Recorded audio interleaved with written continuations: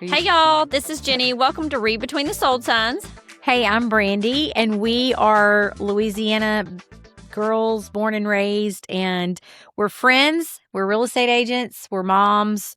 We're women in business, and we are going to have a lot of fun. Let's get into it. Okay. Let's go. So kind of just let everyone know what kind of started this podcast. Like, it was just kind of an idea that flew off of me and Brandy, because realtors go through so much. Yes. Moms in business go through so much. Like, women starting as entrepreneurs go through a lot. Mhm. Like, it's a whole lot, and nobody talks about it, I feel like. Right. And then we also, we're women in business in the middle of figuring out our hormones. Perimenopause. So Yay! we feel like we've had a whole lot of bonding conversations over the last year. And we're like, we should really, like, people need to talk about this. So that was another thing. So it's not just real estate. It's not just we're in business. We're just women and we like to talk. And so we thought, why not bring it to you guys? Let's see if anybody else feels what we feel all the time. That's just it. The frustrations. We have life experiences throughout, I mean, we want everybody to feel comfortable. I mean, just like starting, from a young age, what I felt like when I was like 18 to, 25. And then when I went from 25 and I really didn't figure out who I was till I was in my 30s and how wonderful the 30s were. And then like you got into your 40s and you're rocking it. You don't care. And then it just everybody. You just want to kind of cater to everybody. We got married young. We had our kids young. We got divorced. We've been single women running businesses, being single moms. That's so tough. And so we've gone through our kids being little teenagers in college, going. We want to help others out. And we can walk through this together. Absolutely. And go for it. I mean, we have clients, as young as 20, 21. It makes me so proud. I know. It's so exciting when I work with a first-time home buyer, especially like when they're really young and they really think they can't do it. And then I help lead them to that direction, Sweet babies. Yes. And then we have, later on in life when someone passes and it's their family home and they need help selling it. That's hard. That's hard too. So, and with all of that, we have to help so many people in different stages of life, which I think is great. Right. Because that helps us be more well-rounded. Right.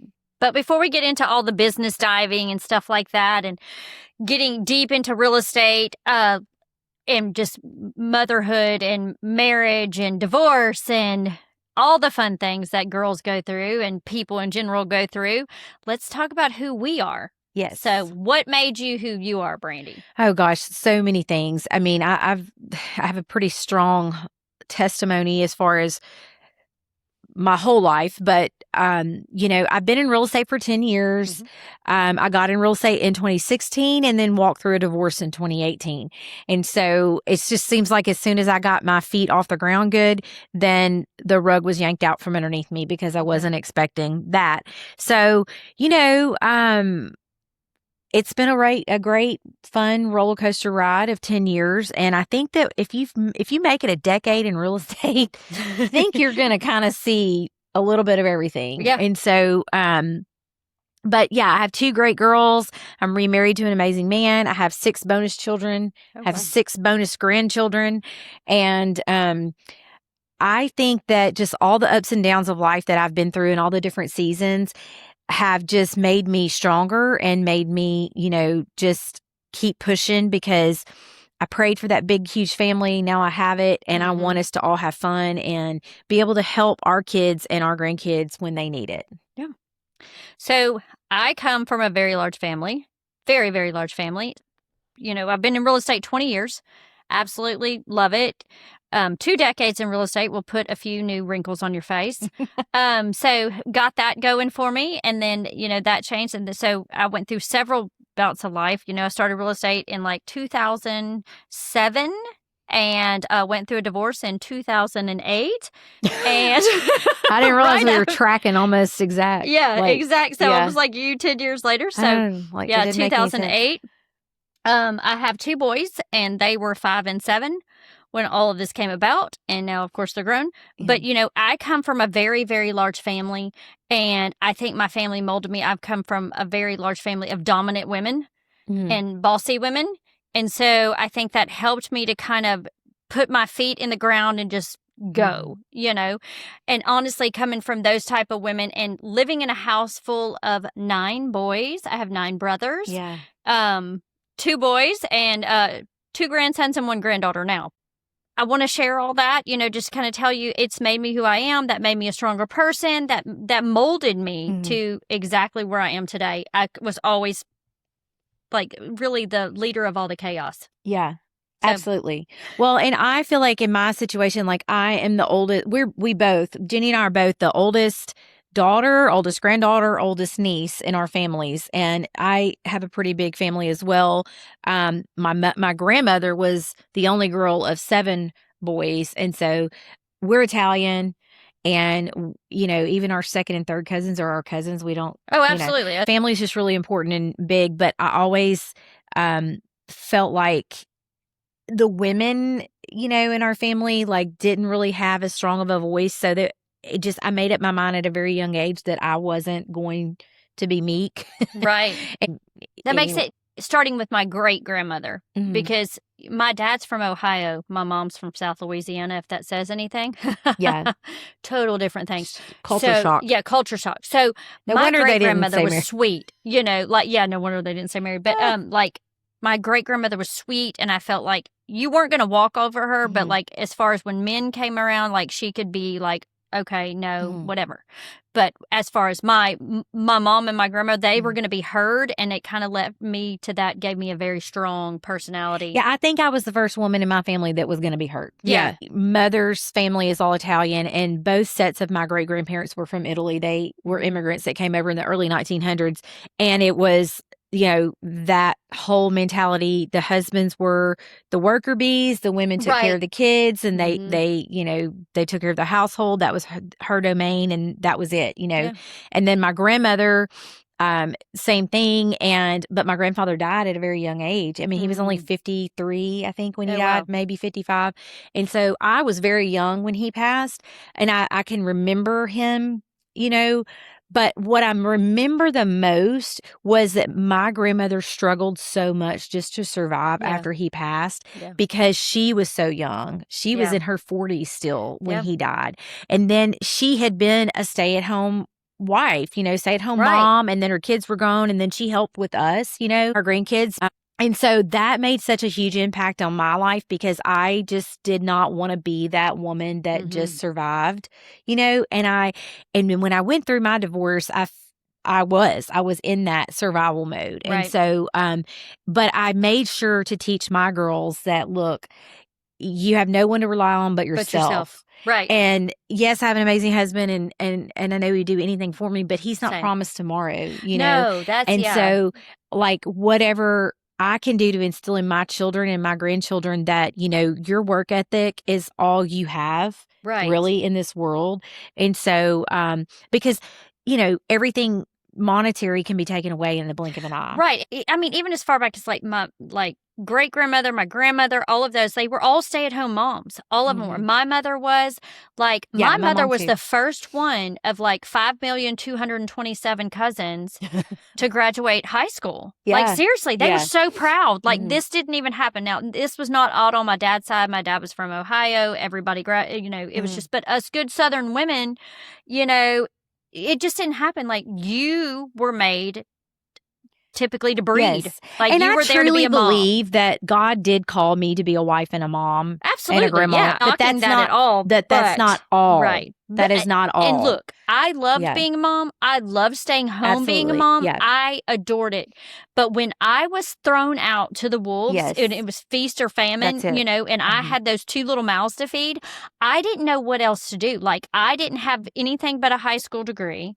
Same. You know, and I had some college under my belt. I didn't have it all. You know, I had quit and given up everything. I had a great job after high school. I worked in a large call center. I made very good money for somebody my age. But everything, you know, I gave up everything for my kids. And I was stay at home. Well, then when I was put in that predicament, I guess when you're 21, you don't think, like I got married to my ex-husband when I was 21, you don't think 10 years from now he could just walk out that door. No, I married my first husband a month after I turned 20. So same like situation. Literally 1 month. And we were married 18 years, and I did not I didn't see it coming. No. I didn't see it coming.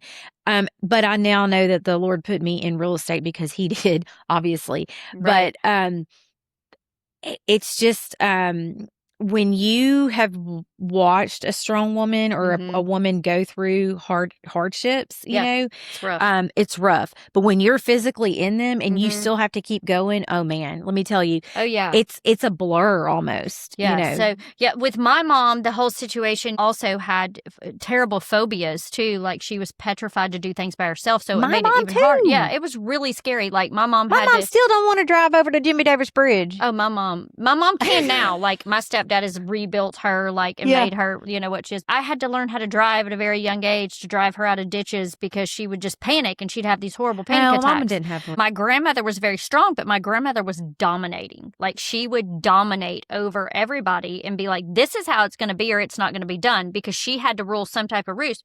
She should have opened a business. She would have been a perfect agent, like literally, because she just had to rule over everything. My aunt was put in the same kind of predicament as us. And so she went back to school, but unfortunately the love of her life was killed in a hunting accident when they were 26. And she had 2 small children. She had to work and all she had was a high school degree. So she went back to school, got her nursing degree, took care of her children. When you're left without a spouse in your 20s, it doesn't matter how comfortable you are. Yeah. That's not, yeah. You have to figure life out because in your 20s, you have not figured anything out. I hate to break it to any of the 20-something-year-olds. I am just now figuring it out. Yeah, and like I'm telling you, at 20-something years old, I thought I knew everything. Now, if I could go back and have my 20-year-old physique, what would you tell yourself? What if I was 20 again? Like if you could talk to 20-year-old Jenny, what would you say? Girl, don't eat that. I'm just kidding. I'm just joking. That's not going to look good in 10 years. But no, if I would tell my 20-year-old self, I would tell myself to learn as much as possible, to get as much education under my belt that I could, not just like actual book education, like literally learn life stuff, story, just life skills, just have stuff, knowledge, just wisdom, learn, like wisdom. Computers, like they intimidated me so bad I probably didn't even touch one until 2007 when I got into real estate. I mean, to be honest, they intimidate me still to this day. Yeah, I'm the one that the family calls. Yeah, my husband is. Like, thank God. I mean, you just heard a voicemail from my uncle. She just heard a voicemail that my uncle left me asking me to call him because he had a question about how to work his Venmo. How to work Venmo. My mom calls me on that. I do know how to work that for my children. But I think I will say this to girls, literally think everything through before you do it. Well, the other thing I would say is that you don't have to have it figured out right now. No, you don't. And like you have the rest of your life. No, you have everything ahead of you. Yeah, absolutely. Your whole life. And I am so thankful I had my kids young. I really am. Oh yeah.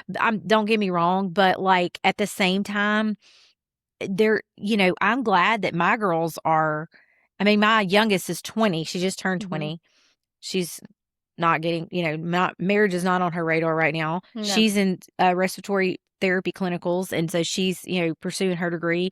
My oldest daughter will be 24 this year, and she's already got a degree, and and she's like, marriage, like no. And I think that even when we were coming up, it was like taboo if you didn't get married before you were 23. Around here in this small town. Yeah, to an extent, because I do remember my cousin Whitney, we were raised more like sisters. And I can remember I would live vicariously through her because she went off to LSU and she traveled the world and she did all this cool stuff. There was this mentality that if you stayed, you're going to get barefoot pregnant and married, Oh, and if you went off, you never come in. That was what I did. Well, I got married at 20 and didn't have Carly till I was right at 23 or 23 and a half, I think. I really wish, that's what I would tell my 20-year-old self. Take the trip. Do Absolutely. it. Absolutely. Enjoy it. Do the bucket list before you're too old to do the bucket list. Absolutely. Because now we're doing the bucket list and my knees hurt getting off that plane. I'm just going to be honest. So we just had the weekend at the lake on the boat, for the holiday and stuff. And so we're taking the boat back and Bobby's got it docked, and then he went to get the truck to put the trailer in or whatever. And he's like, okay, now hang on to the dock until I get back, like instead of tying it up. Dude, That was 3 days ago, and my arms are still sore. Still can't lift them. I'm like, all I did was hold a boat to the side of the thing. Like, I'd laugh at my mom. You know, when I was in my 20s and she was in her 40s, it was so funny because I'd be like, seriously, you were being my so dad, dramatic. every time I would complain about, my back or my neck or my dad would go, you just wait. Oh, yeah, mine would do the same thing. And I'm like, I don't want to wait. And I'm like, oh, great, that's nice. I don't know what I just popped or broke. I mean, and when you're like, your back goes out or something and it's not good and story. all you did was tie your shoe. Or go to put on your underwear. Yeah. I had that happen. No, like, literally. How do you do it? How does that happen? Like, I'm like, what am I supposed to tell the chiropractor? And of course, my sweet little chiropractor, he looks at me and he's like, what'd you do? I mean, were you working out? No, I wish I was. I really went to put on my drawers. That's what I did. Mm-hmm.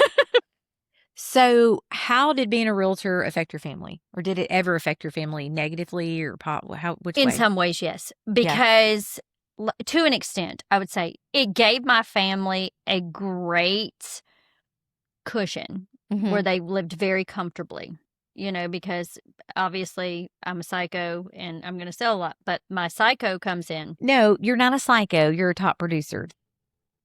It was hard on my family in some senses because it was constantly, the phone is always attached to me. You know, your phone rings at dinner time, when you're on everybody else's time. But even when the phone's not ringing and you're not actively talking to someone, you're looking at properties, sending comps. I mean, thank God for smartphones. Oh, yeah. Yeah. I mean, because I'm not it's a blessing and a curse. When you first got in real estate, how much is different? The little Palm Pilots. I mean, but how much you can actually do from a computer and a smartphone now. From a smartphone versus having to actually physically go to an office and do all But those are you things. mentally there when you're looking at your smartphone the whole time and your kid? You know what I mean? That's what I always felt like. Like a piece of me was absent sometimes. Yeah. You know, it was just like a part of me. I think everybody feels that way. I think that we all as a society have become so attached to our smartphones. I mean, yes, they've been great and wonderful for business, but they're also just a lot. They become very addictive. They're addictive, you know, and they're distracting. But there are cash registers. So you think about it, you know, your phone is your cash register. Your phone rings and all that. And that can affect a family because, you know, most people say no phones at the table. And we would try to put that into our kids' head. But why is mom's phone there? Because mom's phone puts the food on the table that's sitting here. You know what I mean? It's real hard, especially when your children are in the preteen and they want the phone and you're not ready for a phone, but you're on your phone all the time. Blah, blah, you know, that whole conversation. And they don't understand. You know, they don't get it. But you are working, but it doesn't look like you're working because it looks like you're doing this. It's so funny because now Carly, like, she does use her phone a lot for work. Yeah. But that child, I think she's kind of the opposite. Like, I'm like, texting, calling if I need her and she's not responding. I'm like, where are you? She's like, Mama, just put my phone down. Like, I just put it, like, she kind of disconnects a little bit, which I'm proud of her for that. My youngest will do that. Well, my oldest disconnects too because he's at work. He's a welder, but you know, he can't have his phone. Another thing too was like, it was not odd, especially back in the day because Zillow wasn't big or any of those big websites like realtor.com and stuff where people couldn't see stuff. They had to go pick up the little magazine. Yeah. The little booklet. I remember the booklets. You know, the real estate book is exactly what it was called. They had to go pick them up, see what it was, and they'd call you. Can I see item number R123567 on page 37? So we would have to look that up. So everything took more time then. So I feel like it took a lot of time away from my family. Yeah. My husband and my children were very good because they would come to me and be like, hey, we're not seeing you. We need you to kind of come on down. And I'd say, okay, give me 2 weeks to close out these. And when I close these out, you have my full attention. And they were fine with that once that came. But they would always, we had a deal as a family to tell mom when she's becoming hyper-focused, you know, on just real estate and not family. Because it is hard to separate yourself from that a lot of times. It's real hard. And another thing, you being from this town as well as me and us knowing a ton of people, it was very hard for my children, too, when we'd go to restaurants because immediately they register you as the realtor. And they're like, oh, so tell me about this house. Well, we're eating dinner. Yeah. There's really no perfect formula for balancing work and family life. It's just you got to do what works for you guys. And, you know, I hope that is your takeaway from today is just that we all come from different families, have different dynamics. And, you know, you just got to do what makes you successful in the workplace, but also at home. Absolutely. So success isn't just what you do at work. That's you right. You have to find a happy balance. Like, success is, a happy family and a happy workplace, everything to balance itself out. So if what we talked about today resonated with you, just wait till next week and we will talk about the highs and lows of a business and building a business as a woman and your life. Women entrepreneurship and how we navigate that. So we really hope you enjoyed it, and don't forget to subscribe so you never miss an episode of Read Between the Sold Signs. Thanks for listening. See ya.